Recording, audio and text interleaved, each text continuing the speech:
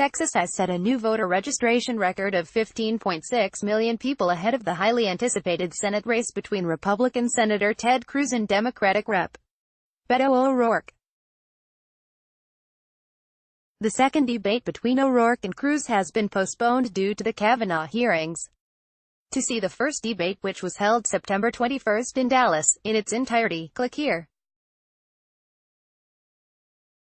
Texas Secretary of State Rolando Pablos told the Houston Chronicle that the state's voter rolls have grown by 1.6 million since the last midterm election in 2014. Election records show that Texas has seen a 400,000 voter increase since March.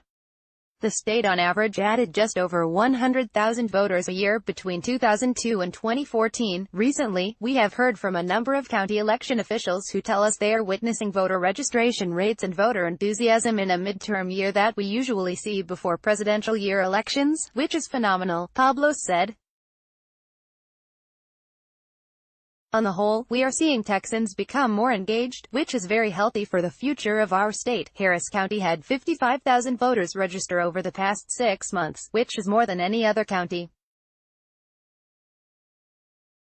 Suburban counties near Houston have seen pronounced voter growth, with rolls in Fort Bend and Montgomery counties growing by 3%. Collin and Denton counties north of the Dallas-Fort Worth area saw voter registration spike by almost 4%. Hays County saw the biggest gain since March with a 4.4% increase in the number of registered voters. Fort Bend, Collin and Hays counties are all part of congressional districts with competitive races for Congress, particularly where Republicans may face some of their stiffest opposition. Competitive elections increase voter interest, said Brandon Rottinghaus, a political scientist at the University of Houston. But the surge in voter registration doesn't provide much clarity on who will show up to cast a ballot.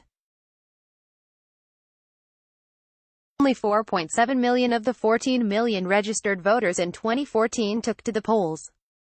Voter turnout is usually much higher in presidential cycles, reaching nearly 60% in 2016 and 2012. Voters can register through October 9, which is the deadline to vote in the midterms.